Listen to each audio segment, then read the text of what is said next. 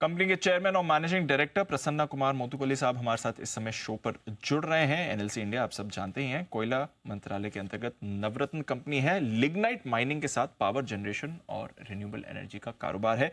Numbers आए थे Wednesday को करीब 3 बजे। रेवेन्यू 2% बढ़कर आया है। मुनाफे में भी हमने अच्छी ग्रोथ देखी है, बट थोड़ा ऑपरेशनली प्रेशर था। 9% एबिटा गिरा है और मार्जिन्स भी 36% के गिरकर 32% आए हैं। माइनिंग सेगमेंट का रेवेन्यू 16% गिरा है, हालांकि पावर जनरेशन रेवेन्यू में 7% की ग्रोथ हमने देखी थी। सर बहुत बहुत शुक्रिया आज जी बिजनेस को अपना समय देने के लिए। एक बार थोड़ा अपने नंबर्स समझाएं सर, क्योंकि रेवेन्यू 2% ही बढ़ा था, हालांकि अदर इनकम की वजह से हमने देखा कि मुनाफा आपका काफी अच्छी ग्रोथ दिखा रहा था। क्या थे कुछ की फैक्टर्स सर? सर ये जो Q1 है एनएलसी का बहुत अच्छा रहा सभी फंड में। Lignite mining, lignite production, coal production और पावर जनरेशन सभी अच्छा ग्रोथ रहा। 26% lignite production last financial year Q1 के कंपैरिजन में वृद्धि हुई है और कोल प्रोडक्शन में भी 35% का वृद्धि हुई है और पावर जनरेशन भी 10% का वृद्धि हुई है। लास्ट फाइनेंशियल ईयर Q1 में जो हमारा अवेलेबिलिटी फैक्टर था 62%, वो भी अभी 75% हुआ है। ओवरऑल सभी एरियाज में इम्प्रूवमेंट हुआ है। थोड़ा सा रेवेन्यू में जो मार्जिनल इम्प्रूवमेंट ही हुआ है, क्योंकि कोल प्रोडक्शन ज्यादा होने के बावजूद कोल एक्सेस सिनेरियो की वजह से थोड़ा सा कोल प्राइसेस में कमी थी, इसलिए जो रेवेन्यू कोल से आया है उसमें बहुत ज्यादा वृद्धि नहीं हुई है। लेकिन आगे जाके हम लोगों का जो टारगेट है, जो कोल प्रोडक्शन का, लिग्नाइट प्रोडक्शन का, पावर जनरेशन का, उससे हमें उम्मीद है कि और अच्छी तरह से आगे Q2 एंड सब्सिक्वेंट क्वार्टर्स में भी अच्छे कर पाएंगे। ओके सर, माइनिंग रेवेन्यू पिछले 2 क्वार्टर से गिर रहा है, थोड़ा इसके बारे में बताएंगे और फिर आगे क्या आउटलुक है आपका? सर पिछले 2 साल पहले तो आपका जो पावर प्राइसिंग सिचुएशन था और उस समय जो है कोयला का दाम पीक पहुंचा हुआ था, लेकिन पिछले 2 क्वार्टर में बहुत अच्छा तरह से कंट्रीज में कोल प्रोडक्शन हो रहा है। थर्मल पावर स्टेशन में भी कोल माइंस के पास भी काफी स्टॉक है, जिसके वजह से थोड़ा सा कोयला का रेट में, ऑक्शन कोल में कमी हुई है। लेकिन आगे जाके सीईए का प्रेडिक्शन के हिसाब से सितंबर में पावर जनरेशन का पीक पहुंचने वाला है और सब्सिक्वेंटली वो पीक मेंटेन होने वाला है, जिसकी वजह से जो कोयला का डिमांड और इम्प्रूव होगा, जिससे जो है कोयला का दाम और बढ़ेगा।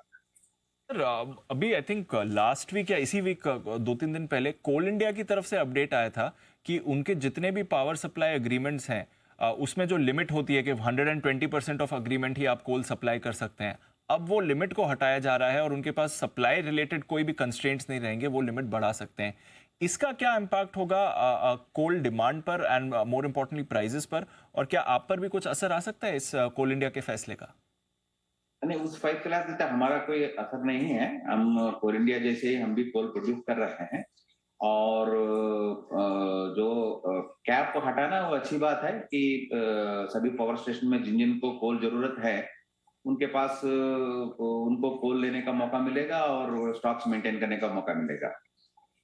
ओके फिलहाल आगे जाकर लिग्नाइट के प्राइसिंग ट्रेंड पर क्या व्यू है सर, और आपके भी रियलाइजेशंस आगे कैसे रहेंगे? Sir lignite pricing trend and coal pricing trend almost stable रहेंगे, बट आगे जाके जो पावर डिमांड बढ़ने वाला है उससे जो है थोड़ा सा इम्प्रूवमेंट होगा लिग्नाइट प्राइसिंग में भी एंड कोल प्राइसिंग में भी। और हमारा आउटस्टैंडिंग ड्यूज में काफी इम्प्रूवमेंट है। 2 साल पहले तो आउटस्टैंडिंग ड्यूज 12,000 करोड़ के आसपास में था, लेकिन जो सेंट्रल गवर्नमेंट का जो पॉलिसीज है जिसके वजह से अभी हमें 100% रियलाइजेशन हो रहा है। लास्ट फाइनेंशियल ईयर में तो हमारा 104% रियलाइजेशन हुआ था और जो आउटस्टैंडिंग ड्यूज है वो काफी कम है, वो भी लेस देन 45 डेज का ही आउटस्टैंडिंग ड्यूज है। अदरवाइज मोर देन 45 ड्यूज बहुत कम है और टाइमली पेमेंट सभी बेनिफिशियरी से हो रही है। फिलहाल पावर जनरेशन कैपेसिटी जो इंस्टॉल्ड कैपेसिटी वो कितनी है और आगे यहाँ पर क्या व्यू है, ऑर्डर बुक भी कैसी दिख रही है, जरा इसके बारे में थोड़ा बताएं सर। हाँ, हमारा power generation capacity as ended हमारा 6 गीगावाट का पावर जनरेशन कैपेसिटी है, जिसमें 1.4 गीगावाट रिन्यूएबल है, बैलेंस थर्मल है। तो हम लोग का कॉर्पोरेट प्लान रिसेंटली हम लोग रिवैलिडेट किए हैं, जिसमें हमारा जो थर्मल कैपेसिटी है वो 4.4 गीगावाट से जाके ऑलमोस्ट 12 गीगावाट बनेगा, और जो रिन्यूएबल कैपेसिटी 1.4 गीगावाट है उसको हम लोग 10 गीगावाट करना चाह रहा है। पूरा दुनिया और देश जो है रिन्यूएबल कैपेसिटी को 3 टाइम्स बढ़ाना चाह रहा है, लेकिन हम लोग इसको 7 गुना बढ़ाने का टारगेट रखे हुए हैं।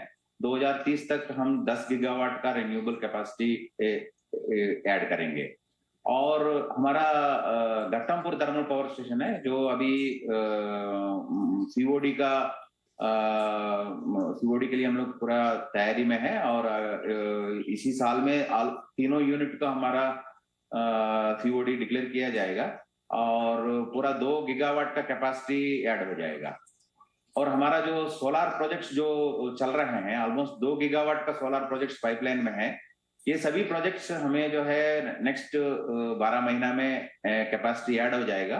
लेकिन इस फाइनेंशियल ईयर में हमारा 300 गीगावाट का जो बरसिंग सर में हमारा सोलार पावर प्रोजेक्ट है वो इस साल में ऐड हो जाएगा। सो इस साल में हमारा 2300 मेगावाट का कैपेसिटी ऐड हो जाएगा। राइट, तो मेगा कैपेसिटी एडिशन प्लान्स हैं। केपेक्स खर्चा कितना कर रहे हैं सर, स्पेंडिंग कुछ है?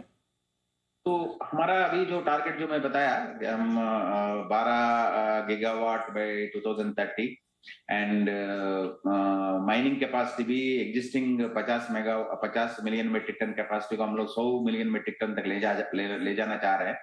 और रिन्यूएबल में भी हम लोग अपना कैपेसिटी 7 टाइम्स बढ़ाना चाह रहे हैं। इस सब के लिए जो कैपेक्स रिक्वायरमेंट है ऑलमोस्ट 1,25,000 करोड़ है, तो जो हम नेक्स्ट 5-6 ईयर में स्पेंड करने जा रहे हैं। ओके, तो बड़े केपेक्स प्लान है और बड़ा कैपेसिटी एडिशन प्लान भी है। अच्छा सर, आखिरी सवाल, ये जो अभी वेडनेसडे को कोर्ट का फैसला आया माइनिंग टैक्स को लेकर, क्या आपके लिए भी कुछ इम्पैक्ट हो सकता है? जहां जहां आपकी माइंस हैं, जो भी एक्सट्रैक्शन हुआ है, कुछ असेसमेंट किया है सर आपने इसमें? अभी जो ऑर्डर आया हम लोग उसको बारीकी से देख रहे हैं। वैसे उम्मीद यही है कि इम्पैक्ट हमारे लिए मिनिमल रहेगा, क्योंकि हमारा मोस्टली हमारा रेगुलेटेड बिजनेस है। सो हमारा फाइनेंशियल्स के ऊपर, हमारे ऊपर जो इम्पैक्ट है वो मिनिमम रहेगा। ऐसे कोई प्रोविजनिंग करी हुई है नहीं या नहीं करी हुई है सर?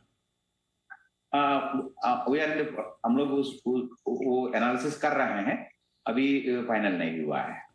ओके सर, चलिए, बहुत बहुत शुक्रिया सर आज हमें अपना समय देने के लिए और डिटेल में सारे आंसर्स देने के लिए, आगे के आउटलुक के लिए बहुत बहुत शुक्रिया आज अपना समय देने के लिए।